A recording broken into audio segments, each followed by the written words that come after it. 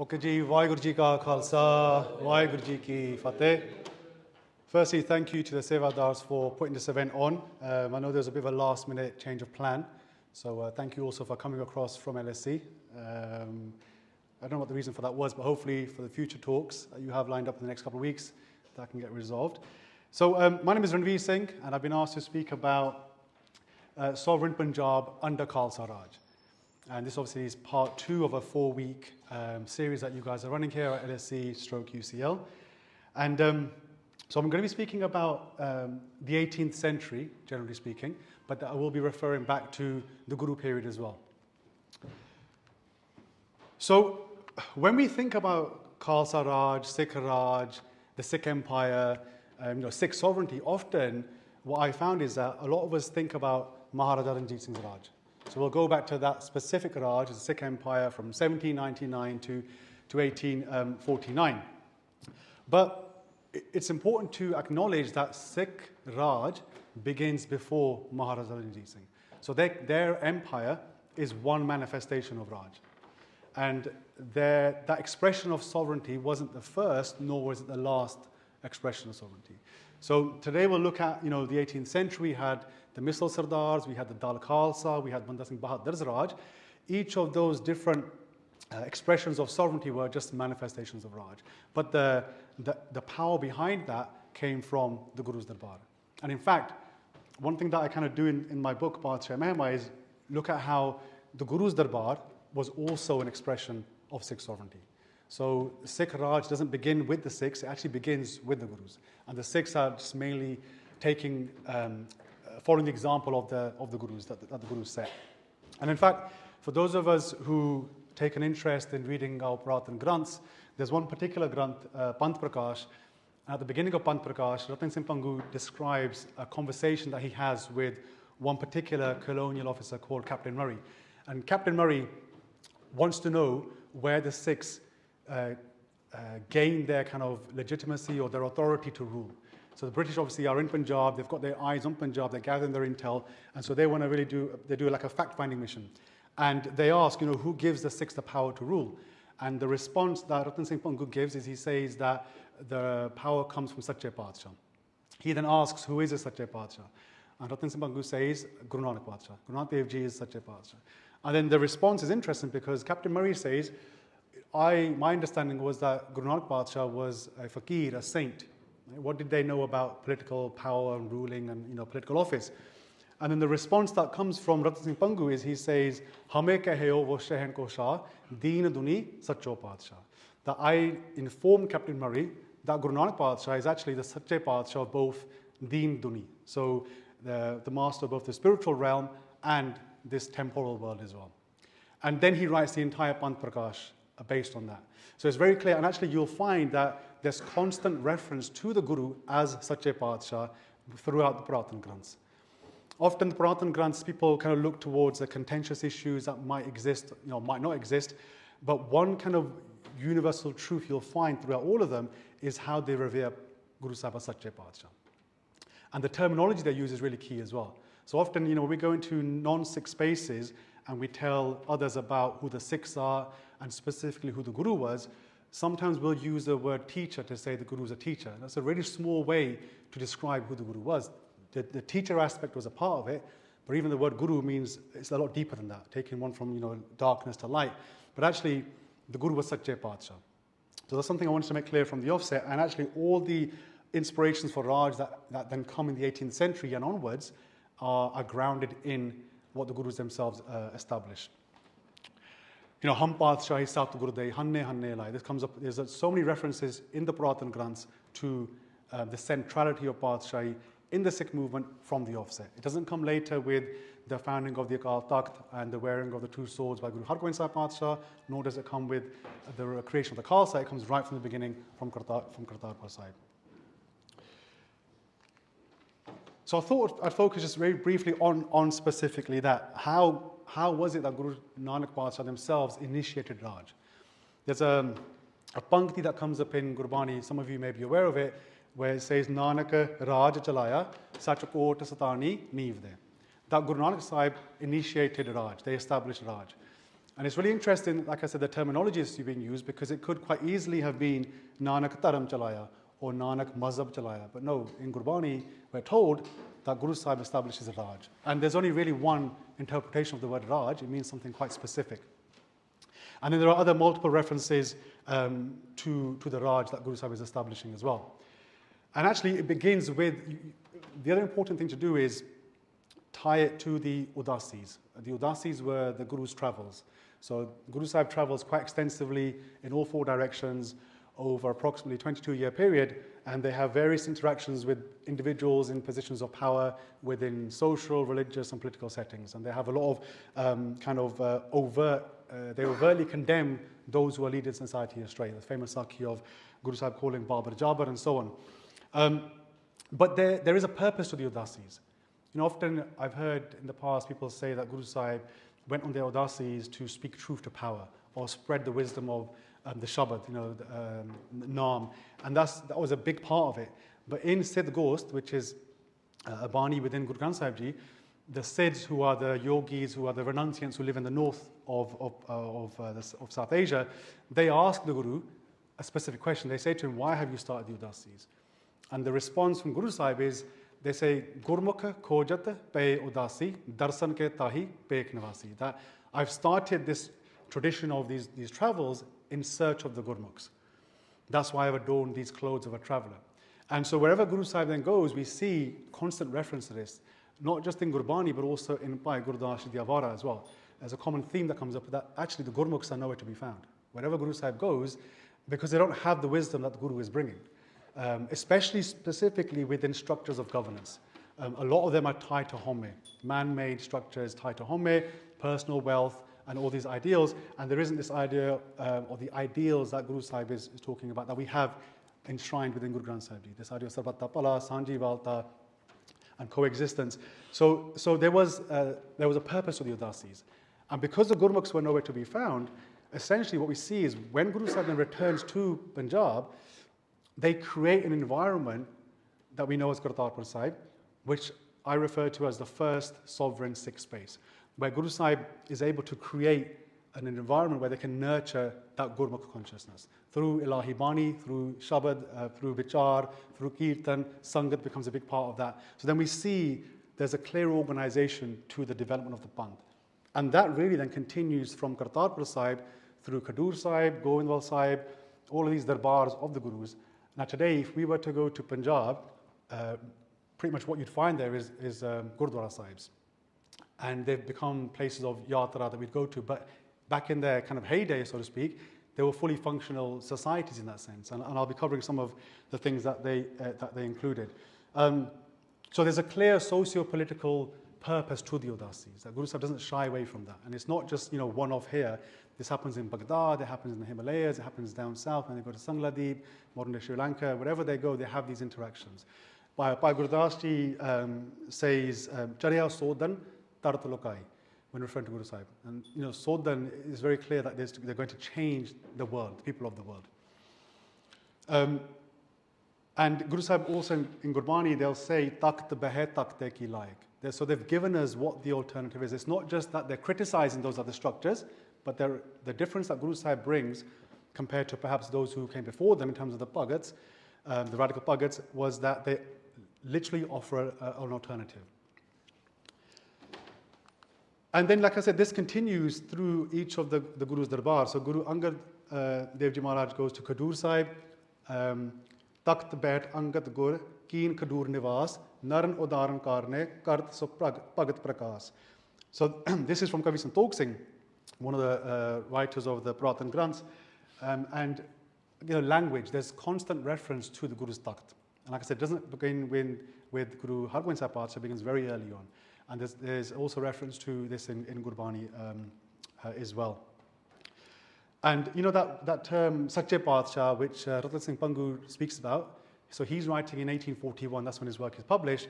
But Bhai Gurdas Ji uses similar language, and obviously their Vara are written about 150, 200 years prior to that. And he uses a word, he says, Deen Duniya da Padshah, Behmotaj Raj Karayaya, when referring to Guru Sahib. So he says that Guru Sahib brings about a Behmotaj Raj. Be-mutaj is a Persian word comprised of two words, be and mutaj. Mutaj means when you're reliant upon somebody, like you're subservient to someone, and be-mutaj is when you're fully independent and fully autonomous. So Bhai Gurdas Ji, and Bhai Gurdas Ji is important because he was a contemporary of the Guru, the early Guru Sahibaan. So he didn't have Sangat of Guru Nanak Padshah or Guru Angad Dev Ji, but he had Sangat of people like Baba Buddha Ji who did have that darshan. And then obviously he sees the other Guru Sahibaan through to Guru Hargobind Sahib Padshah. So his account is a primary source that we can go to. So this is how he's describing the early development of the Sikh Panth under the Gurus. And Guru Amar Das Ji as well, Angat te Gur Peo Amar Das, Kiyo Padshahi Dawa Jas, Bhai Sube Jine Nevai. So Ratan Spangu again dictates how Guru Amar Das Ji establishes a vast network of 22 manjis. And manji was essentially a raised platform that the Guru sat upon to showcase that they were in a position of authority. Manjis were used by other traditions as well. And so he says that the Guru Sahib establishes quite a vast network of 22 manjitars. Those manjitars were individuals who represented the Guru's Darbar. And they were sent far and wide with two main purposes. One was for the prachar of Sikhi, and secondly, to collect beta, to bring back to the Guru's Darbar to grow the Panth. So very, like I said, socio-politically active. And actually, even the number is not coincidental. 22 manjitars was purposely chosen because at the time, the ways in which the Mughals administered the region of Panjab was that they divided it up into 22 districts. So this is how we see then that Guru Sahib is building parallel power structures because they don't accept the authority or the legitimacy of those other structures because of the fact that there's falsehood there and how they're engrossed in that falsehood and oppression and tyranny. So they're creating the alternative, which they haven't found in the world elsewhere. And like I said, there's constant reference to this in Gurbani, by the Patta Desavayi as well. They use the word Raj Jog, for example. Raj Jog often, if you rely upon the English translations, sometimes it's referred to as a type of yoga that was administered by the kings. It doesn't make any sense because Guru Sahib is quite critical of yoga as a sole means of liberation. So actually, Bhai Khan Singh Nabha, who's writing approximately 100 years ago, in their Mahan Kosh, which is a Sikh encyclopedia, he says that the word Raj Jog is used for somebody who occupies a seat of authority and power, but they themselves are completely imbued within Akal Purakh.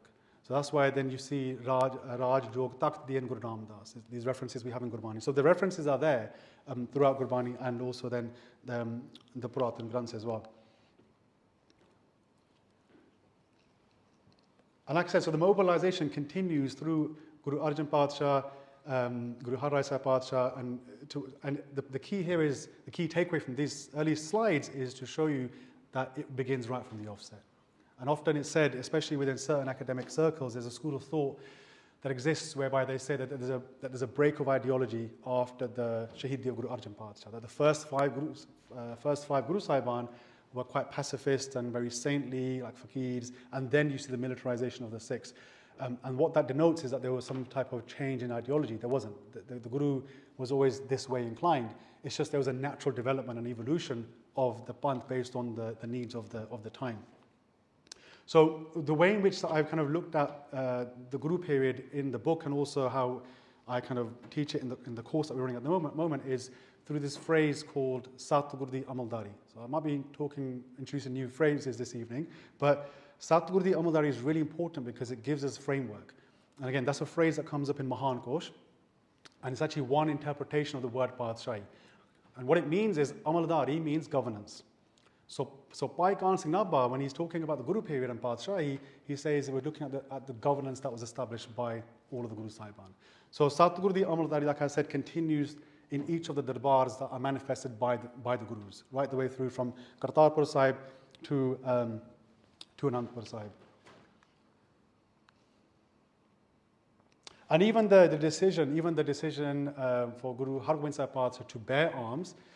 So after the Shahidi of Guru Arjan Padshah, Guru Hargobind Sahib Padshah asks the Sikhs what was the Guru's final command for me, essentially. And this comes up in Suraj Prakash, it comes up in Gurbilas Padshah and Shevi as well.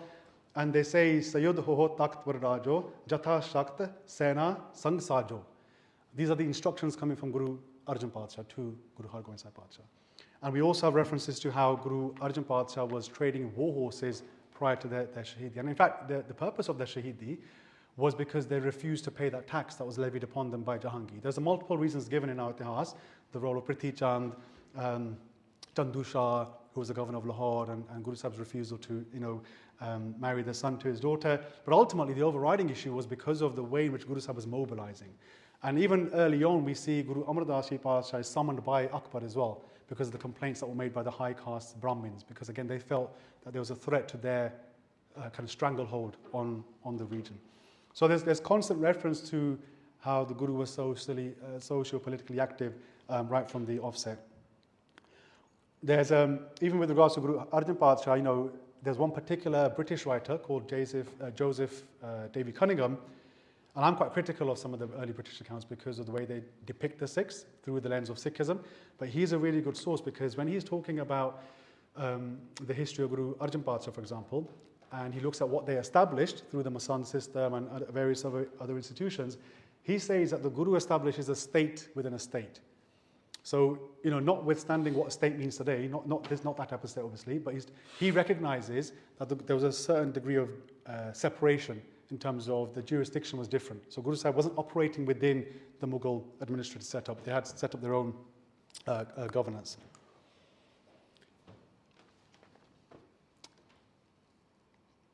There's also, with regards to the Manjis that I mentioned, the Manjis grew to such an extent that there are accounts of the Guru's representatives being stationed as far as Kabul in Afghanistan to modern-day Dhaka in Bangladesh. So even by the time of Guru Arjan Padshah, which is about 100 years into the Sikh movement, you had Sikhs stationed across a 2,000-mile distance. So it just puts into perspective how much exponential growth there was in those early years. And actually, this is before even the creation of the Khalsa, let alone the Raj that then comes later on in the 18th century.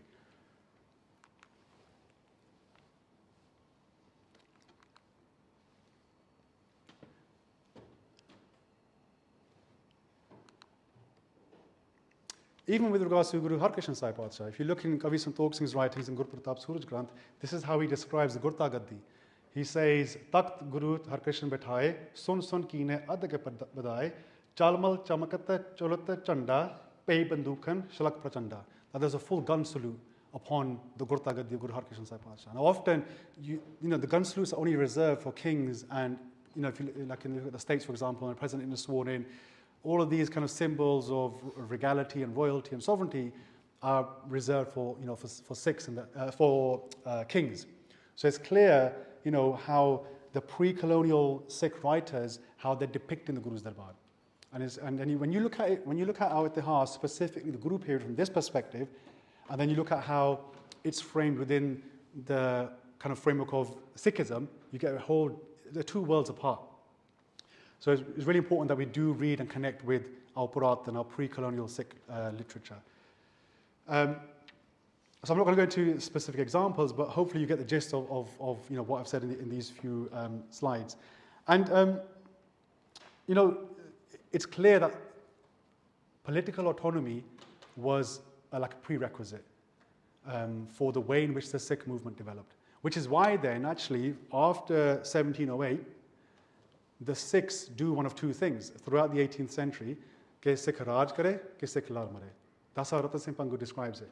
It's very clear that they either establish a Raj, it's either Bagi or Badshah, or they struggle to establish some type of governance. And there's constant conflict with the powers at the time, to the extent where actually the Sikhs also endured two major Kalukare during that time as well, which I'll come on to. And this was because the Guru was creating this new identity. Then the identity was the Gurmukh, because the Gurmukhs were nowhere to be found. And with that, you had the new script, you had the new towns that were founded, armies were raised, forts were built, and battles were waged in all of that. So we see there's a clear separation, politically speaking, between the Guru's Darbar and the other structures of the time. So coming on to then the 18th century, I'm a bit mindful of the fact that we started late as well, so I'm kind of rushing through this a little bit. But essentially, the Sikhs understood, like I said, how important Raj was for the development and the continuation of the Sikhs to exist freely as Gurmukhs, as Sikhs. Raj bina na dharam chale hai, dharam bina sab dale male hai. That without that Raj, you can't actually, spread dharam, because you're constantly under the persecution, or the threat of persecution, at the very least, of the powers that be. And we see that throughout the Guru period and also in the 18th century as well. But what we do see then is, factually speaking, if we take from 1469, when Guru Nanak Pasha arrives on this earth, to, I'm going to jump ahead a little bit, even to 1849, which is the fall of Maharaja Ranjit Singh's kingdom, it's approximately a 400-year period. That whole period between then and now, there's been 175 years or so, and you compare what the Sikhs were doing in the first 4 centuries, and then, relatively speaking, what we've done since then, there's a gulf of difference. And these are individuals that we revere. We have their photos up on our walls at home, in our gurukars. The entire 18th century is seen as that Sunehri, Itihasik period, the Shahidi period. That's because we honor their sacrifices that they made. And these sacrifices were not made just in a response to oppressive regimes. And so often that's how it's depicted as well, that Guru Sahib raises his army, fights the Mughals. It's mainly always the Mughals as well. Despite the fact that actually in Sri Guru Soba, Kavi Senapati, he's a court poet of the Guru, and he details the battles that Guru Gobind Singh Ji Maharaj wages. 11 battles are waged against the Hindu hill kings, and 6 are waged against the Mughals. But despite all of that, there are instances where the Guru is quite proactive, because they've brought about this new worldview, this new way of being in the world, and then you have to naturally defend that, which is why the Akal Sena is raised from the Akal Takht, and later on the Khalsa is established as well. So, and like I said, there's so many, all of these examples that we have from our Itihas, by Mani Singh Shaheed, the fact that they refused to pay the tax again that was levied upon Amritsar Sahib, Sardar Butta Singh, Garja Singh, Jathedar, by Tara Singh as well, their history comes up. I haven't got time to go into all of the individual ones, but Nawab Kapoor Singh, Banda Singh Bahadur, Baba Deep Singh. The entire 18th century is just full of feats of Sikh sovereignty. And there's really no other way of interpreting that Itihas and that history that we have.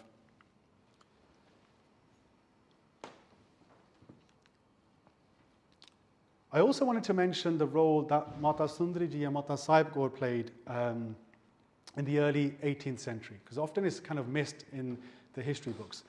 So Ratan Singh Pangu narrates that same Captain Murray, the colonial officer, he wanted to inquire about the origins of Sikh sovereignty, but he was also quite inquisitive about what was happening between the period of, after Banda Singh Bahadur Shahidi, which is 1716, and then up until basically the creation of the Dal Khalsa, which is the 1730s. What were the Sikhs doing? Where did they go? And he narrates how a lot of the Sikhs kind of went into hiding, had to flee into the jungles, had to regroup, reorganize, and then go again. And we also then find reference to the fact that essentially the Mahals of the Guru, Mata Sahib Kaur and Mata Sundari Ji, became kind of de facto leaders of the Panth.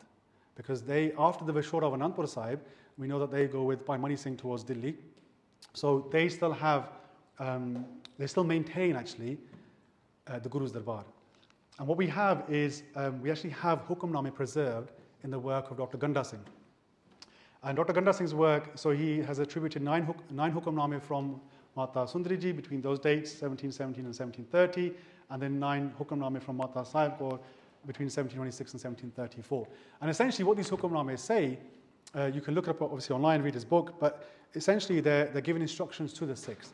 The Beta is still coming to the Guru's Darbar, they're still mobilizing, perhaps to a lesser degree. And I think there's really good lessons in that period for us today, because a lot of parallels are drawn between what can we do. The main question that comes about following these types of events is, what can we do today?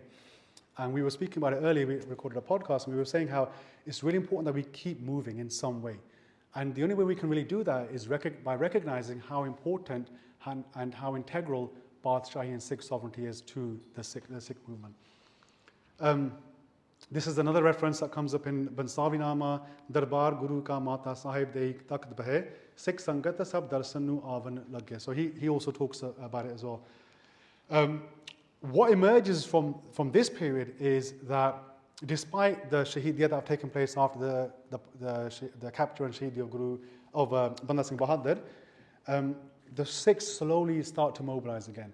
And under their leadership, Gurmata is passed for the Sikhs to start congregating in Amritsar Sahib again, which actually is something which Guru Amar Das Ji starts very early on. So there is this now, the Sikhs kind of re-emerge from the jungles and come back into the limelight, so to speak. And that is what then produces the next generation of Sikh leadership and mobilization. It's from these types of gatherings we see the emergence of Nawab Kapoor Singh and the other missile sardars that later on go on to lead the Panth. And we see, like I said earlier as well, that there's just constant resistance. They don't back off. It's not as if now, okay, Banda Singh was captured, 700 Singhs were made shaheed in 1 week, 100 every day, and that's now it. We'll try and do other means, we'll try and maybe perhaps work within the system or, whatever it might be. No, because how important Padshah is, that we can't actually live as Sikhs and bring about the change that the Guru is speaking about if we don't have political autonomy. Political autonomy is of utmost importance.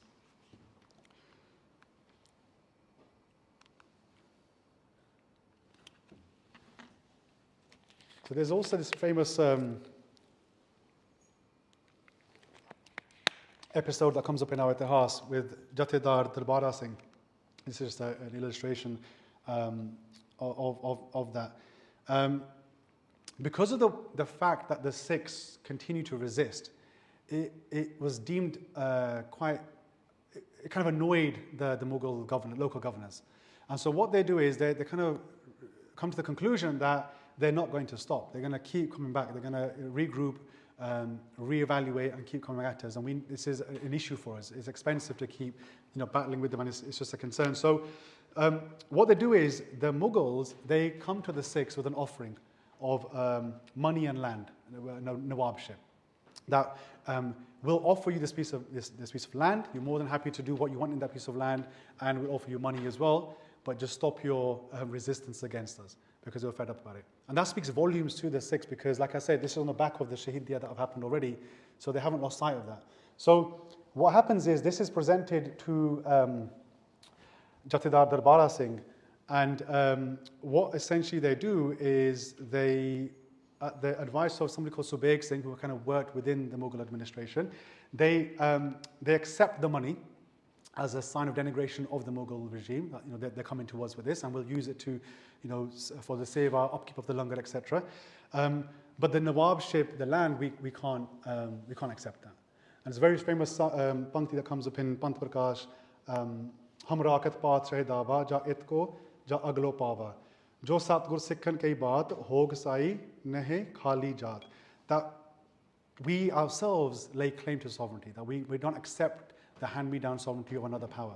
Because to do that would then automatically accept, at some level, their authority as well. And this is how the Hindu hill kings essentially worked. There was 22 Paitar Raje, that they were independent to a degree, but when it came to matters of like military assistance and working together, they sought the protection of the Mughal regime, and they paid a tax and a levy of that.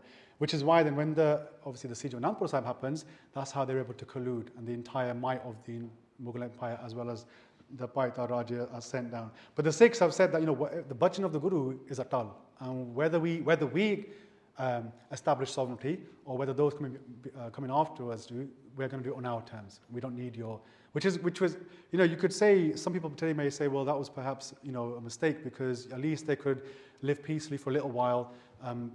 Stop the bloodshed for a little while, but the Sikhs at the time, the leadership said no, because again they understood the significance of Padshah and sovereignty. And then what happens with the land actually is interesting, because so Jathedar Darbara Singh completely refuses, and the Sikhs have another discussion. They say that there is benefit to taking the land. So they bring it to Nawab Kapoor Singh, who famously is known as the Sevadar of the Panth, and he at the time is doing Chor Sabi Seva. And they present it to him, and Nawab Kapoor Singh at the time, he says that I'll only accept this Nawabship if it's first placed before the Panj Pyare, before the Panth, and then I'll take it from them. So his thinking is slightly different, because what they do is they use it not just to stay within that piece of land and live, without any issue for the Mughals, but actually they use it as a launching pad to go again. Because obviously their sites are actual Raj, not just to occupy a piece of land that's been given to them, where they have to stay contained in the area. So that's what then essentially happens. And we see actually in the 1730s and the 1740s, there's a huge kind of reorganization of the Panth in terms of the fighting force re-emerges with the Dal Khalsa. And the Dal Khalsa is essentially, you have the Buddha Dal and the Tarna Dal, and within that, the way it's divided up is essentially into 11 fighting units. And 11 actually is also the number of fighting units we have under Banda Singh Bahadur and also Guru Gobind Singh Ji as well. When you look at the Battle of Bangani and the depiction of that battle by in Sri Guru Soba, you have the right flank and the left flank and the Guru taking up a unit in the middle. So 11 is quite significant in terms of the Khalsa's fighting prowess and strategy on the battlefield. So they established the Dal Khalsa and they established those two distinct kind of groups.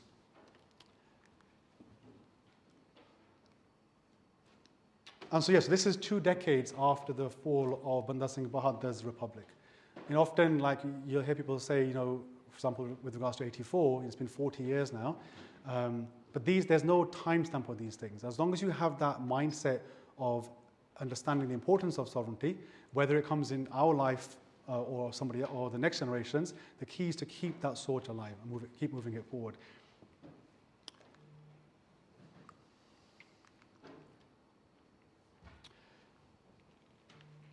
So even these episodes, Sardar Baghel Singh, Jassa Singh Ahluwalia, when they take Masar Angar's head, Sukha Singh Mehtab Singh, all of these, key moments in our history, they're all tied to sovereignty.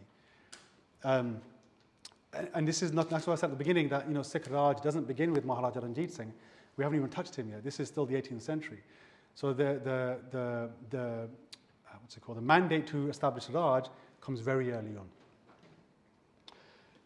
So the question might come up, why was Raj so integral? I know I've maybe covered it a little bit, but essentially it's because the Sikhs, this idea of the Tisar Panth, this idea of the Niyarapan of the Sikh Qaum, that when, the very first thing that Guru Sahib says when they re-emerge from the river is, Na hum Hindu, na Musliman, that neither am I Muslim, neither am I Hindu. That the Guru is creating something distinct. And in order for that worldview or that ideology to exist, they have to bring about a certain type of society and a certain type of governance for that to prosper. Which is why, like I said, for the Sikhs is very important, very clear for them as well. They're not fighting for the sake of fighting, it's because they understood how important it is. And this idea of going from Manamukh to becoming a Gurmukh also ties into that as well. Sometimes we just leave that perhaps within the spiritual prachar, dharmic prachar, and that's important. But a bigger part of it was, like I said, the Gurus were not just speaking about this as an ideal, as an abstract idea, they were physically manifesting it in the world. So this idea of going from Manmukh to Gurmukh, a new way of existing in the world, is a very real thing. These are all key kind of characteristics and personalities and values that the Sikhs showcase in abundance. So this is just a quote from Hariram Gupta, whose work is okay. There are some issues with it, but there are some snippets, some good things you can take from it. So he says that the Sikhs never lost sight of their political ideal, and they concentrated their attention chiefly on Sarhand province. This was due to the fact that this region had been the avenue of activities of the 7th, 8th, 9th, and 10th Gurus, as well as of Banda Singh Bahadur.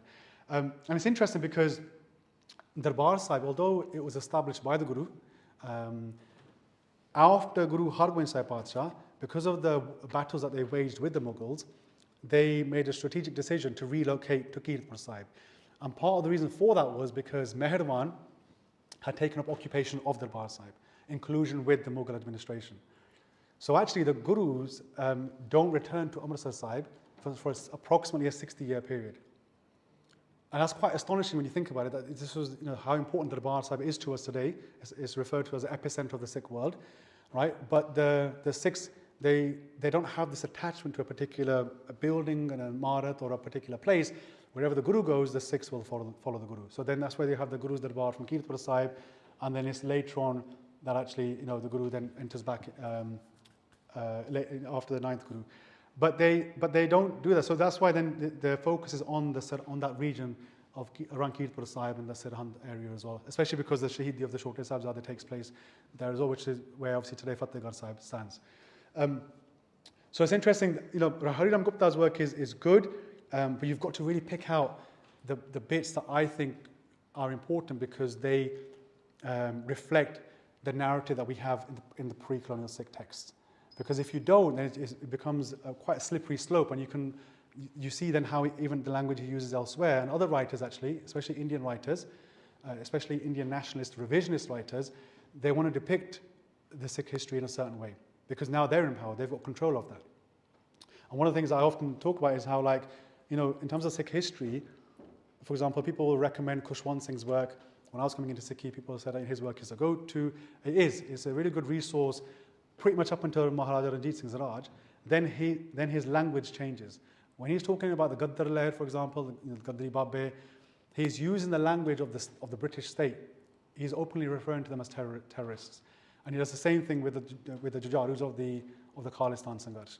So how can that shift take place? How can you recognize the sovereignty and the actions of the early Sikhs in the 18th century, yet when that same sovereignty is expressed just in a different form in the modern day, you're adopting the language of the state? So that's why, like I said, narrative is important, and you might find snippets of good information in there, but the kind of litmus test, if you like, is always, for me, going back to the Purathan sources. So one of the reasons why they're able to endure what they endure throughout the 18th century is because they're fluid. They regroup, they reorganize. That Dal Khalsa eventually becomes, those 11 units grow to 65. So then in 1748, there's a Sarbat Khalsa called where Nawab Kapoor Singh reorganizes the Panth again. And that's where we see the emergence of the 11 missals. And again, the 11 missals are, they're quite famous. And then by 1765, the Sikhs have fully cemented their Raj under the missals. But that initial six decades, there's a lot of struggle back and forth. But they never lose sight of that Mukh Nishana. And they center that in everything that they do. And then later on, Jassa Singh Ahluwalia becomes the head of the Dal Khalsa and commander-in-chief, essentially. I won't go into the names of the missals, but we see here for the very first time that the Khalsa begins to mint coins in 1772 from Multan. And so, like I said at the beginning, it predates Maharaja Ranjit Singh by quite some time.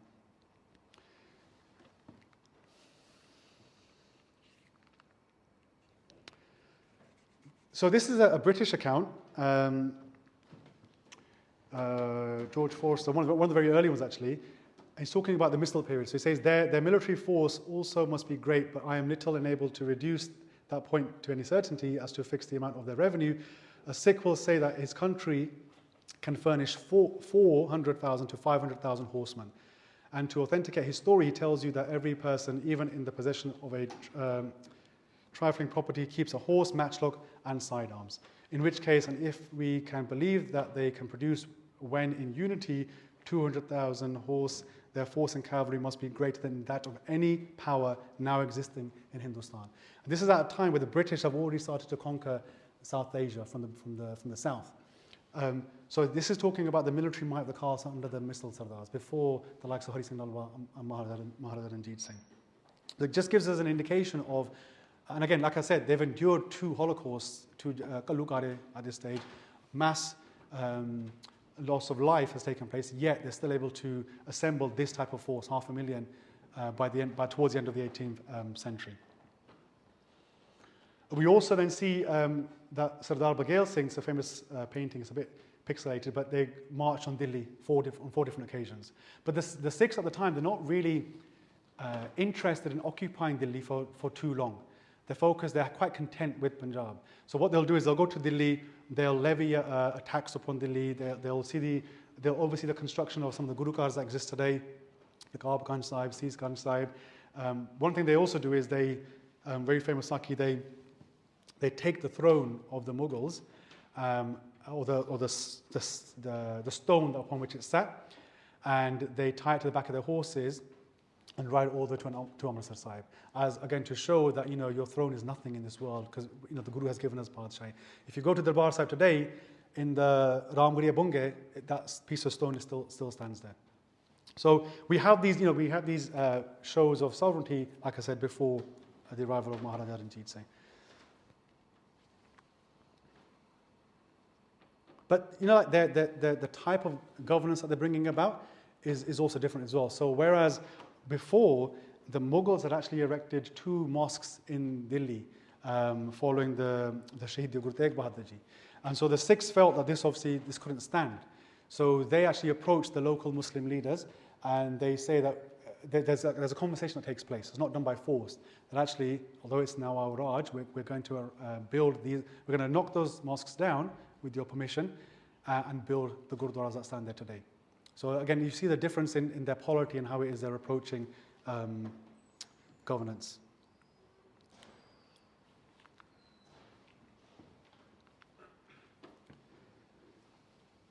This is just another quote which I'll let you read in your own time, but it just speaks again to the power that the Sikhs, in terms of numbers, had amassed by the end of the 18th century, and that's from William Franklin.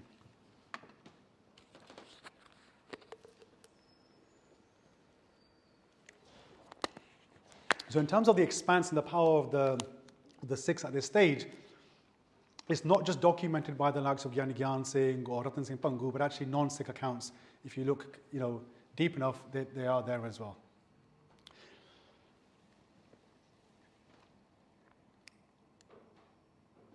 So it's also important to take these quotes and this information within context as well, because ultimately it may seem as though they're singing the Sikhs' praises, and they are to an extent, but also the British, one of the big things they're doing at this stage is they're gathering intel, because they've got their eyes set on Punjab. So that's why they're sticklers for data and statistics and numbers. So this is why, the census is introduced and stuff, because ultimately they want to control Punjab. So just a bit of a caveat, that the European accounts, not just British, but European accounts, which actually start prior to this, even during the Guru period, is just looking at the context is really important as well. But there is good information available in them.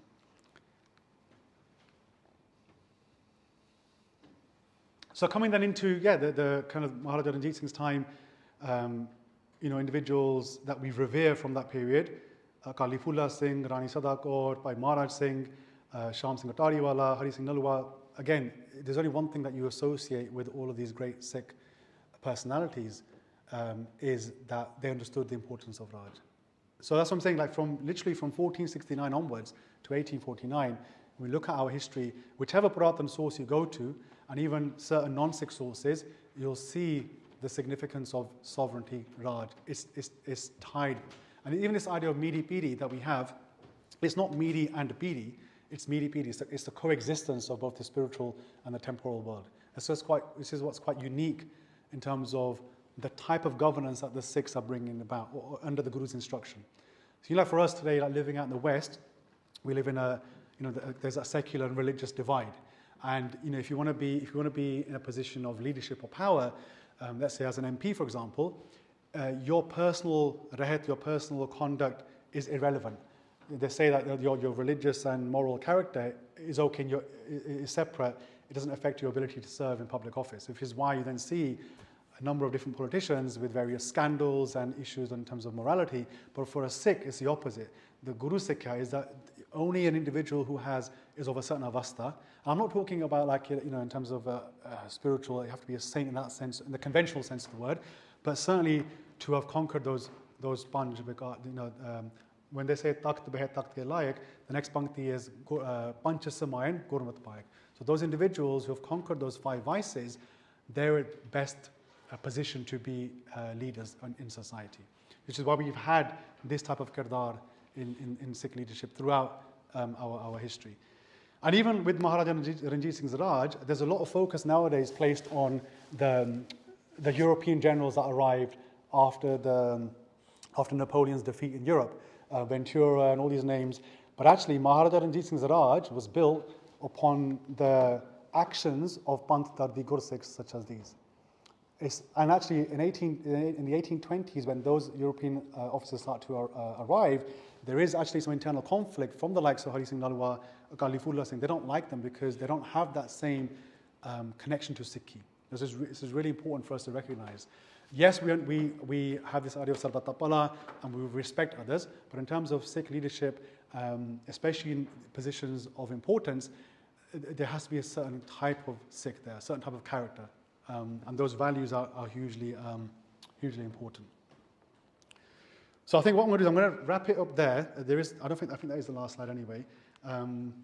This slide was just about showcasing how, like I said at the beginning, the desire for Sikh Raj doesn't end with Maharaja Ranjit Singh. you have Bhai Maharaj Singh's mobilization against the British. Then you have the Gaddar Leher's anti-colonial movement. You have the Babrak Ali Leher, very much anti-colonial, where they're centering armed struggle. Even you could argue, earlier we were speaking about the Singh Sabha movement. The Singh Sabha movement, sometimes people are quite critical of it, and maybe rightly so, but essentially the Singh Sabha movement emerges due to an absence of sovereignty. If we still had Raj, there would really have been no reason for the Sikh Sabha movement to emerge in the way that it did. This idea of preserving our identity, looking after our Guru Kars, if Maharaja Ranjit Singh da Raj hunda, then there would have been no real need for that. So a lot of these things are tied, and then coming into like the Vartaman, Sangharsh in terms of Khalistan, it's really important to tie this narrative together, that this doesn't just emerge. 84 happens, and the Khalistan Sangharsh is not in response to the oppression. It's also not, sometimes you hear this human rights discourse, great injustice took place. Yes, injustice took place, but that wasn't the reason. The Padshahi Dawa that the Sikhs have predates all of that. This is something, it's the hukam of the Guru. So the Sikhs will always strive, towards that. So I think I'm back, so I've got we've got about half an hour, I think maybe, for discourse, for Q&A. So if I wrap it up there, if you have any questions, I'm happy to take them. But thanks for listening. Waheguru Ji Ka Khalsa, Waheguru Ji Ki Fateh. Sorry, just a question. When you were speaking about Martha Sundaji and Martha Sarbat, just a quick question on, when you spoke about Hukamname, Yeah. is that Hukamname from, what's the concept behind what you mean? Is it just like Hukamname we see today from Maharaj, or is it? No. So, yeah, so that's a good question actually. So we're all used to obviously going to Guru's Darbar today and taking Hukamnama from Guru Granth Sahib Ji Maharaj, right? But in the times of the Gurus, the Hukamnama was given by the Guru because that's where they were. And Hukamnama was also something that was given as instructions to the Sikhs. That's essentially what Hukamnama is.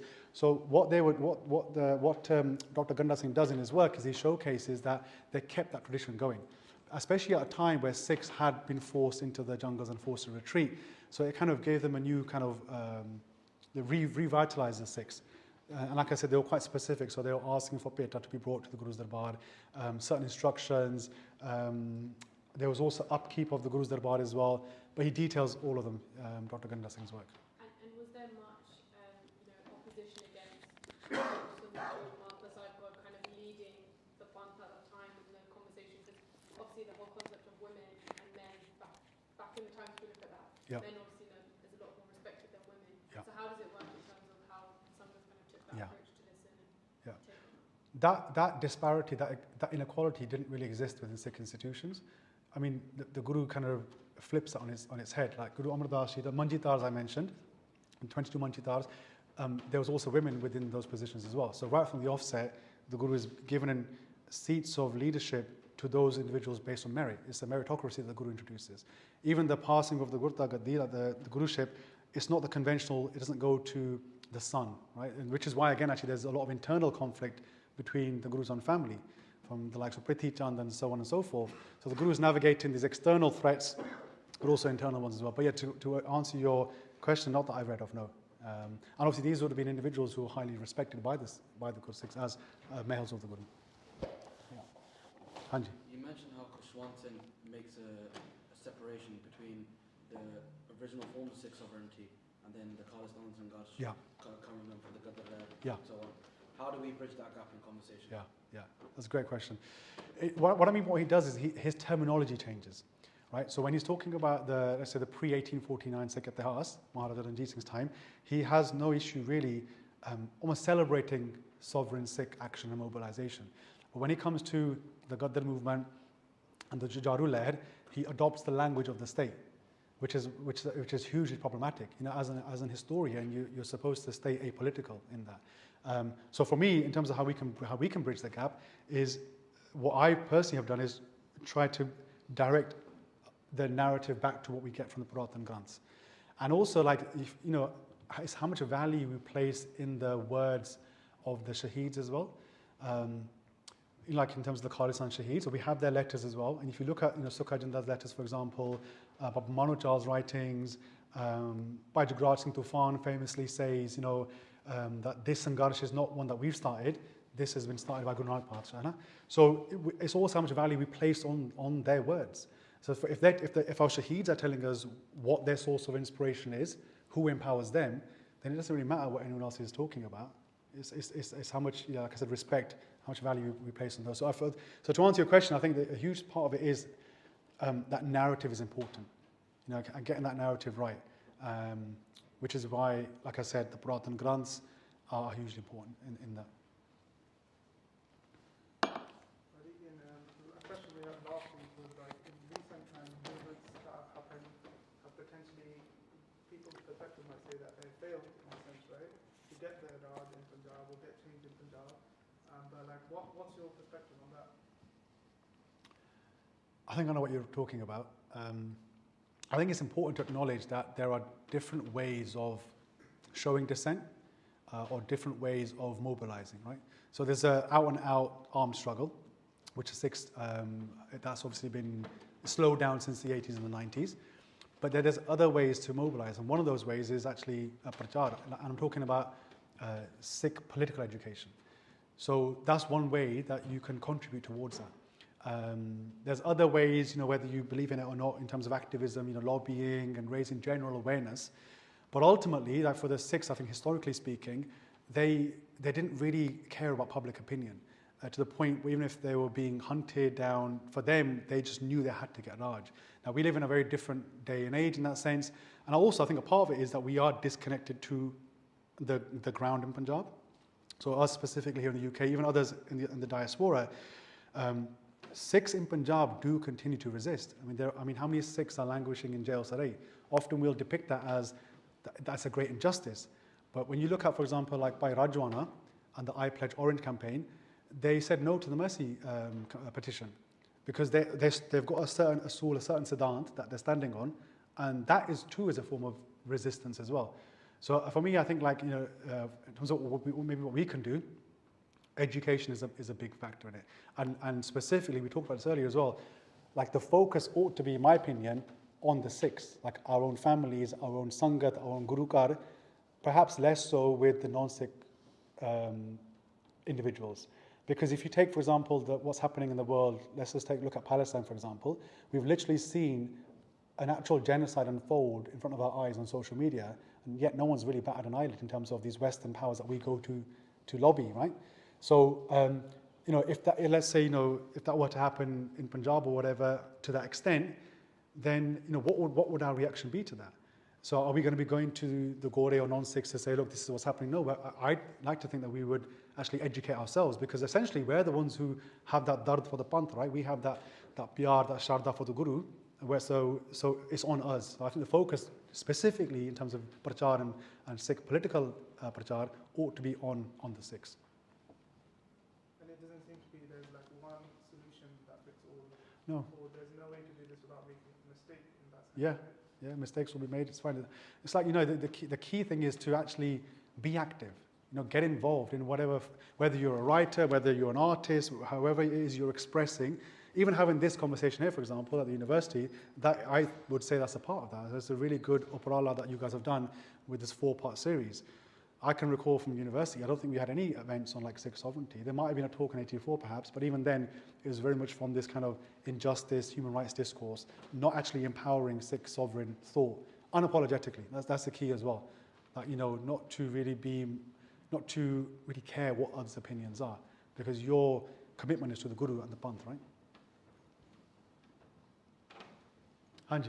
In one of your slides it said that the Sikhs could mobilise and get around 200,000 to 300,000 Sikhs together that are armed and on horseback. Yeah. So how did it go downhill from that to us losing Raj? Because even if an external power is attacking us, I would like to think a government that thinks one is equal to Sawa Lakh and then those numbers shouldn't have got taken over. Yeah, absolutely.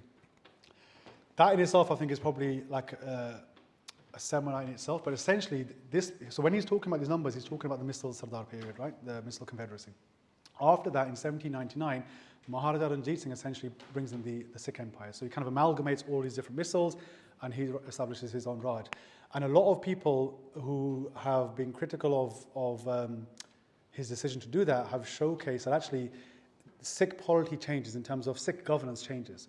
So whereas before we would have like the Panch Pradhani system, consensus-based decision-making, he's now the absolute kind of monarch, right? So everything kind of goes through him.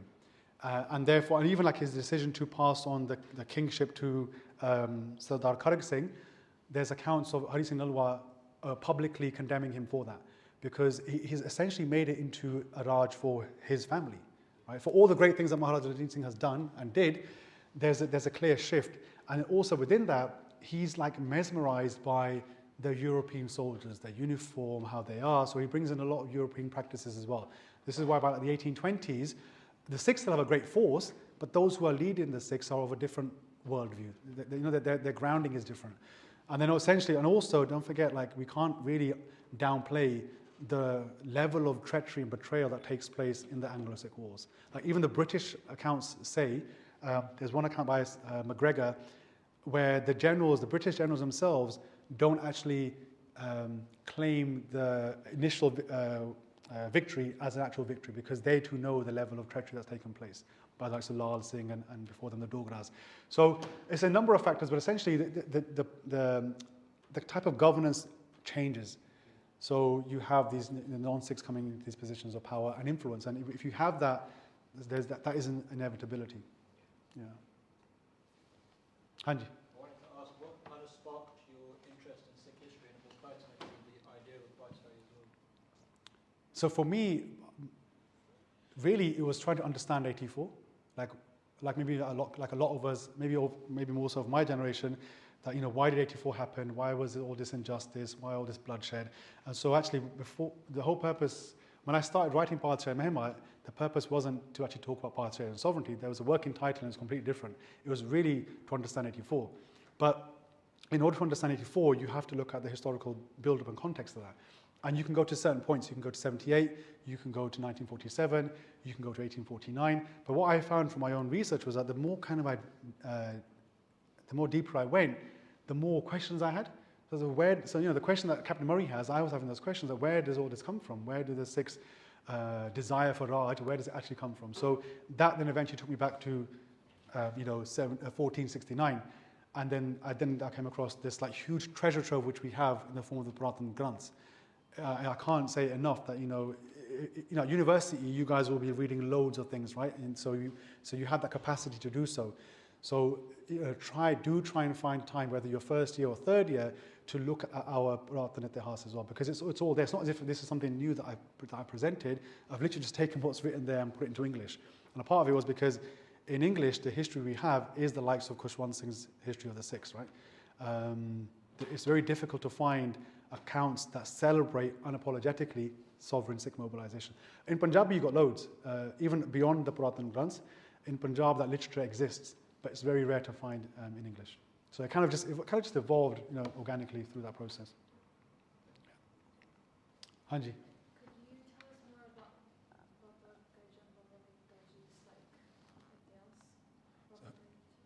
about the Gajan, Yeah, Gaj Singh and Bhutta Singh, yeah. So they were two Gursikhs. I think the story, it's been a while since I looked at it, but essentially this was the time where the Sikhs had to retreat into the jungles. And the Sakhi goes, if somebody else knows, please feel free to jump in. But essentially they overhear the Mughals saying that we've wiped out the Sikhs. And they're kind of, and they're very arrogant and, very proud of the fact that they've done that. And the two Gursikhs, what they do is they, that hurts them, right? As Gursikhs. So they set up a tax pole, literally in the middle of the road.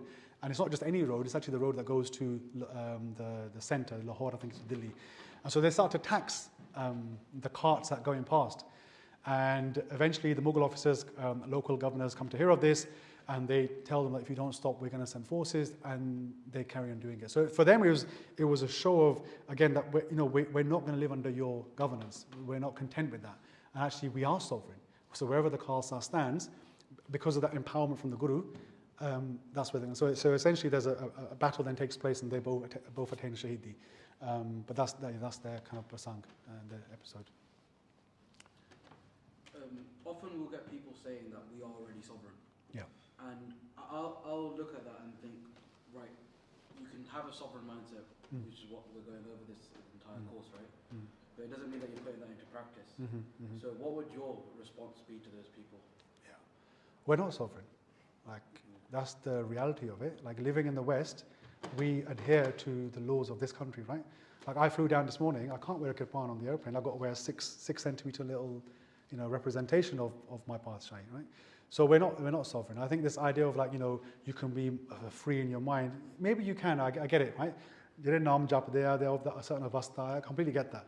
But in the real world, like I said, the Gurus recognize that the key thing we get from the Gurus is that they taught that in order to have complete liberation in terms of the soul internally, you also then have to have that external liberation as well. Which is why Padshah from the beginning is from the get-go. Like I said, it doesn't come later on. It begins in Kartarpur Sahib. So to answer your question, we're not, right? I mean, to say that is kind of a bit disingenuous, I think. And also it kind of creates this like, Chalo, we can't do it kind of thing, right? The next guys will do it, whatever. Or sometimes people talk about like this kind of prophecy, messiah complex that someday Guru Sahib is going to send somebody or whatever, right? We don't believe in any of that. We've never had that in our itihas. It's always been the Sikhs who have, connected to the Sikhya of the Guru and empowered by the Padshah actually, changed the world around them. So I think we're kind of living in the West. Perhaps we're coming to terms with that maybe. And we often critique, Sikhs living in Punjab. But still, I would say that of all of us in the world, they're the ones who are holding it down, with all due respect. Like, and I put myself in that, individuals like myself who, will talk about this. Ultimately, we're just trying to raise awareness, right? And showcase how important this is. The real change is going to happen in Punjab. And people often ask also, like, how can we bring about Khalistan, or how can we bring about this change? It has to happen from the ground in Punjab. It's always been the case. And the key for me is when that happens, so when 84 was attacked, when the Darbar Sahib was attacked 40 years ago, a handful of Sikhs travelled back from the diaspora to assist. Just a handful. So that's what I'm saying. It's always been the Sikhs on the ground in Punjab because they're of that dharti, they have that connection. They're just built differently, so they have that. So for us, our role primarily, I think, is to educate, raise awareness, and then if Guru Sahib does kirpa, if you have the opportunity to do something else, then that's the Guru's day, huh? Yeah, sorry. From your knowledge and understanding, I know you might not have the answer to this, but what kind of does that future plan look like? For example, we had Brian saying, stand up and raise awareness and give that voice to have that freedom. Like, he starts from Punjab, right? Sure. But what does it actually look like? We can do education on our own, but what does that kind of future plan look like? I know you don't have I don't have the answer. But from maybe your conversations. Yeah, absolutely. I don't think anyone has the answer to that. And that's because actually the bitter truth is that there's only one real way to liberation, and that is through armed struggle, even in this day and age. Again, you look at the Palestine example, no matter how it is that Hamas is depicted in the mass media, they're the ones who are holding it down, right? There's some phenomenal footage that exists on the internet of how they're doing that. So it has to come through that. Now, in terms of like Bhai Amritpal Singh and other morcha that can take place, I've got nothing but respect for what they've done. Ultimately, what were they doing? They were speaking about the issues in Punjab, trying to free people from drugs, and yet they still found a way to pick them up and just completely shut down the entire operation. And now those guys are, languishing in jails, and it's unfortunate. So I do think we have to be mindful, tactful, strategic, careful of that, especially when you're talking about these things. But that's why I said our role, I guess, is to make sure that if something were to happen, at the very, very minimum, Sikhs here and elsewhere understand why it's happening. Because again, a lot of the times you'll see, even in my own family, people won't understand why Khalistan is even being talked about. So if a movement was to erupt tomorrow, at the very least they understand whether they go to fight or not, whether they, whatever, any of that, at least they'll be like, I understand. Because they have no issue when we look at our itihas, they'll understand completely why Banda Singh Bahadur stood up, or why Baba Deep Singh travels and walks. So why is it then in the current day there is kind of this disconnect? And I think it comes from a couple of places, but mainly it's a reality. We're actually living it. History is unfolding as we speak. And also I think it comes from a lot of misinformation, especially with the way in which like the Jujaru Leher has been depicted and criminalized and vilified. So our role essentially, as Sujawan, as Naujawan is really to take on that mantle of that prachar. That's the bare minimum I would expect for us to be doing. And also the other thing is, actually building relationships with organizations in Punjab, even in terms of prachar level. So there's some really good work that's done, Sikh political education from the likes of Sikh Siyast, if any of you follow their work, got a great YouTube channel. Often we say that, but when I was writing Padshah Mehma and I was looking at governance, like world governance, a lot of the amazing and critique that I got actually came from Vidwans in Punjab. So I would literally sit there with like a dictionary, because they're using very dungi Punjabi because it's academic, like Dr. Kanwaldeep Singh, there's a few other, Dr. Sevak Singh. So a lot of work actually has been done over the past 2 decades in Punjab specifically. But the issue, I think, what they face is taking that to the masses, especially when you have the other problems of like the drugs and the fake babbe and all of that. We all know what the issues are in Punjab, right? So it's a constant thing. But that's why I said the key thing is to keep moving, right? To be proactive in some shape or form. Hanji. So obviously there is like a lot of prachar movement going towards building Khalistan. That's amazing. But do we have any research or study that's going into what Khalistan would actually look like? For example, if Punjab becomes free tomorrow, let's say, Yeah. do we have any ideas to like what the political structure, Sure. military structure, education, what is it going to look like? Yeah, that's a great question. We don't, if I'm honest, we don't.